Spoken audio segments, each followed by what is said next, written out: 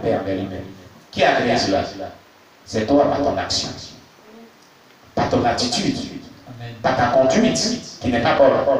Avant que tu ne poses ce tag-là, la personne n'avait rien dans son cœur. Pourquoi? À partir de ton attitude, à partir de ton comportement, à partir de tes déclarations, l'amertume, la colère, la haine naît dans son cœur. Tu as arraché la paix qui est dans son cœur, tu as mis quelque chose dans son cœur. Va restituer. Enlève tout, mets la paix. Remets la paix qui t'a bien. Cela passe par un pardon plein d'amour, reconnaissant. Reconnaissant qu'on a fait ce qui est mauvais et on demande pardon. Le cœur de la personne sera apaisé. En ce moment, si la personne crie à Dieu, Dieu peut laver son cœur. Mais la personne, tu ne l'as rien demandé comme pardon. Et tu t'imagines, Seigneur, pardonne-moi mes péchés.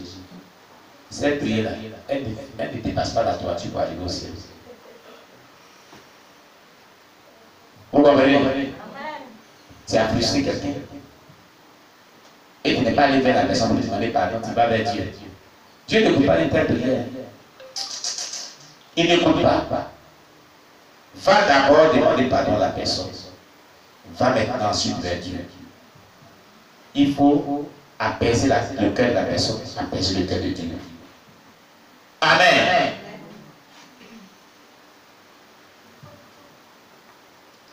2 Samuel chapitre 3 verset 13. Comment ça nous dit le chapitre 13? On y va. 2 Samuel chapitre 13. 2 Samuel chapitre 13. C'est là qu'on était arrivé. 2 Samuel chapitre 13. Après cela, voici ce qui arriva. Absalom, fils de David, avait une sœur qui était belle et qui s'appelait Tamar. Et Amnon, fils de David, l'aima. Avant doucement. Les conséquences vont commencer dans la vie du roi David. Après tous ces événements, tout ce que David a fait de mauvais, il a fini de gêner, il a plaidé mes grands-pères est mort, il a sorti son gel. Après cela, Absalom était un fils de David. Mais Absalom avait sa petite soeur qui était très belle, vraiment très belle.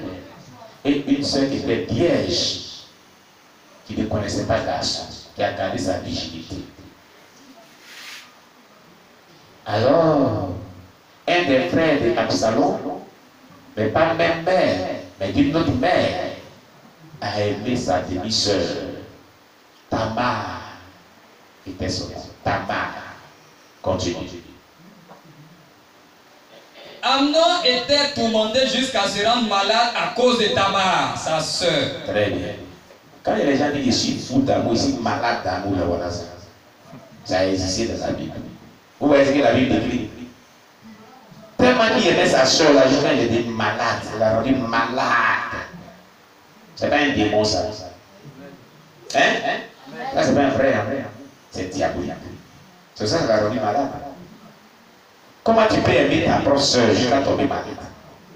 C'est le diable qui est rentré en lui. Un démon. Depuis quand l'amour rend malade? Depuis quand l'amour rend malade? L'amour que a connu nos parents, qu'on appelle Adam et Ève, ça ne les a pas rendus malades. Jusqu'à nous, des décennies, on est venus au monde là, ça n'a pas rendu quelqu'un malade.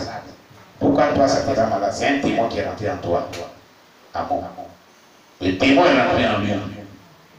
Le démon de l'excès est rentré en lui, il l'a rendu malade. Continue. Car elle était vierge. Et il paraissait difficile à Amnon de faire sur elle la moindre tentative. Il était difficile à Amnon de tenter même une seule fois, mais à chercher à coucher avec elle. C'est impossible, c'est ta soeur. Et elle est vierge. C'est un déshonneur pour la famille. C'est une malédiction pour la famille.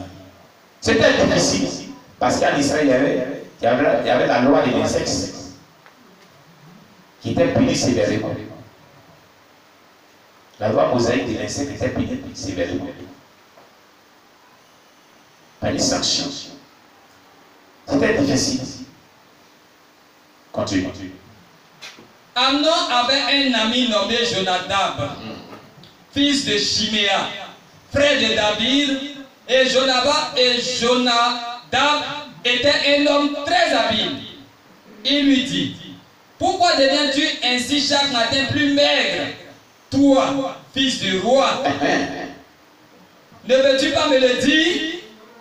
Amnon lui répondit: j'aime Tamar, sœur d'Absalom, mon frère. Amen. Alors passons. Écoutez, la Bible dit: les mauvaises compagnies corrompent les bonnes mœurs. Sachez avec qui vous marchez sur cette terre. Sachez qui vous donne des conseils sur cette terre. Sachez qui vous donne des conseils. Regardez Jonadab, ami de Amon. Il remarque que son ami maigri. Il a quel problème? Il est le fils du roi. Il doit être bien en forme. Mais il a quel problème? C'est nous qui devons maigrir. Et mon ami, dis-moi pourquoi tu as dit maigri même. Toi, le fils du roi. Et puis on dit que ton papa ne te nourrit pas bien. C'est quelle affaire c'est que tu maigris? Ici, ton ami est caché là. Oh, il y a quelque chose qui le ronge. Il est malade que il maigrit. Il dit, mon cher ami, il y a des jours. Tu veux savoir ce que je fais? C'est pourquoi elle est? Tu veux savoir? Ma propre soeur, je suis fou d'elle, c'est la malade. Je l'aime. C'est pour ça qu'il est malade. Et c'est pour ça qu'il est aimé. Il ne sait pas comment il fait. Si vous êtes un bon ami, allons devant ton papa, on va prier pour toi. Il y a le prophète Nathan qui est devant, il veut le couvert s'il en toi. Ça, c'est un bon ami qui devait le conseiller, ça. Tout le monde connaissait le prophète Nathan qui existait. Eh, mon ami, ça, c'est pas normal. Ta propre soeur qui est comme ça, il va dire au prophète, ils vont prier pour toi. Parce que toi, là, il y a le couvert esprit qui est rentré en toi. C'est ce qu'il devait faire. Amen. Alléluia. Amen. Mais vous allez voir le conseil qui va lui donner. Vous allez entendre vous-même. Vous allez vous-même examiner le conseil que Jonadab va donner à Amon, son camarade. C'est mon camarade intime. C'est mon camarade intime. Tu sais quel camarade disait son identité, peut-être c'est qui. Sachez avec qui vous marchez. Sachez avec qui vous prenez conseil. Un mauvais conseil va te détruire. Un mauvais ami va te détruire. Bien aimé, c'est mon camarade. Et puis c'est mon camarade. Et puis c'est mon camarade intime. Sachez avec qui vous marchez. Sachez avec qui vous prenez des conseils. Les mauvais compagnons corrompent les bonnes mœurs. D'abord, lui-même qui était bon mœurs, il était déjà corrompu. Amon, il était déjà donc l'autre avait bien ajouté. Continue. Au verset 5, Jonadab lui dit: mets-toi au lit et fais le malade. Regardez, allons doucement. C'est pas mensonge ça. C'est pas mensonge. Pour des croyants, parce qu'en Israël, quand tu es enfant là, on t'inculque la loi de Moïse. Qui fait l'école des rabbins. Donc tous les petits enfants jusqu'aux grands là, ils connaissent la loi. Ils connaissent les prescriptions de la Bible. À l'époque là, c'était la Torah, les livres des prophètes et les écrits. Ils connaissent ça, on les apprend tout petit. Il sait que ce qu'il a fait là, c'est la loi. Il dit, mon ami, couche-toi, fais le malade. Donc, comme si tu es malade. Quand il fait le malade, il faut faire semblant que tu es malade. Regardez les idées qu'il va mettre dans sa tête. Continue. Première idée, couche-toi sur ton lit, fais le malade. Alors qu'il n'est pas malade. Mensonge. Continue. Quand ton père viendra te voir, tu lui diras: permets à Tamar, ma soeur, de venir pour me donner à manger. qu'elle prépare un mets sous mes yeux, afin que je le voie et que je le prenne de sa main. Amnon se coucha et fit le malade. Très bien, donc c'est quand tu as mangé nourriture de la main de Tamar qui sera guéri. Il savait ce qu'il a préparé et il a donné ça à son frère, à son ami. Quand le malade couche, quand il sera malade, parce que le roi lui dit, mais mon fils, il y a quel problème? Oh, papa. Tu sais, permets que ma soeur, Tamar, est bien préparée pour moi. Et puis, elle me donne dans sa preuve nourriture bien mangée. C'est tout ce qu'il veut. C'est tout ce qu'il veut. Toutes les soeurs, là, je ne crois pas, toutes les soeurs nécessaires à soi, tu veux. Bon, considère que c'est comme faire. Et Tamar, ton frère, il faut aller préparer pour lui. Il va manger pour dire de tes mains. Il faut aller faire. C'est que ça m'a préparé depuis l'éternel, là, je ne vais rien faire, mais c'est toi. Va préparer. Va préparer. Elle ne connaît pas le garçon. C'est son frère. Où est le mal du temps pour préparer au son frère? Au moins, son s'il prépare pour lui, il sera bien guéri. Parce qu'on dit qu'il est malade. C'est ce qui est dans sa tête, il est parti. La suite. Au verset 6. Amnon se coucha et fit le malade. Le roi vint le voir. Et Amnon dit au roi, je te prie que Tamar, ma soeur, vienne faire 2 gâteaux sous mes yeux et que je les mange de sa main. David envoya dire à Tamar dans l'intérieur des appartements, va dans la maison d'Amnon ton frère et prépare-lui un mets. Tamar alla dans la maison d'Amnon son frère qui était couché. Elle prit de la pâte, la pétrit, prépara devant lui des gâteaux et les fait cuire. Prenant ensuite la poêle, elle les baissa devant lui. Mais Amnon refusa de manger. Oh, attends. C'est pas gâteau là que tu voulais la guerre. Toi, vieux comme ça, tu vas manger. J'ai préparé, il t'est donné. Il faut manger la spirale, c'est la bonne. Dieu voulait frapper la famille de David. Non, c'est moi. J'ai préparé pour manger.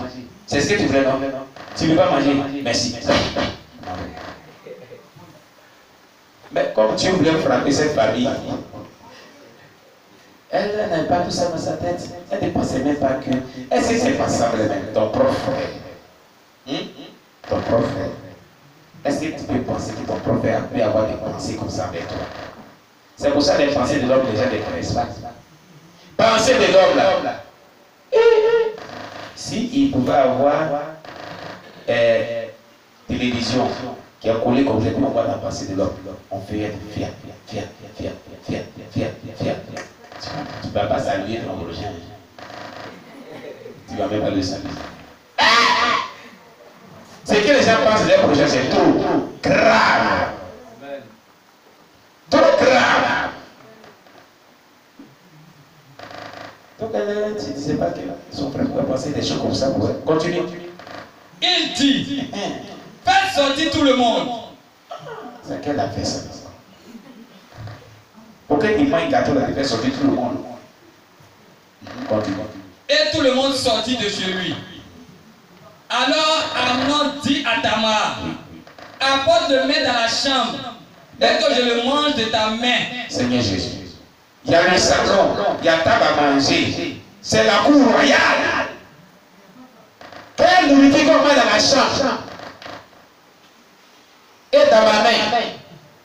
Pourquoi est-ce qu'il dit c'est son frère? Ça fait quoi? J'ai apporté dans sa chambre, il a mangé. Et on dit les malades. J'ai pris soin de lui quand même. Apporter sa nourriture dans sa chambre pour qu'il mange. Où est le mal qu'il a? C'est pas ton frère? Hein? Même si c'était toi, tu n'avais pas envoyé là-bas. Tu n'avais pas envoyé là-bas. Parce que tu ne peux pas penser un instant que tu peux faire quelque chose d'autre. Tu vas envoyer la nourriture. C'est ce qui est normal. Pour qu'il soit soulagé, pour qu'il soit guéri. Parce qu'on dit qu'il est malade. Écoutez, le diable est mauvais. La Bible dit que le cœur de l'homme est tortueux par-dessus tout, qui peut le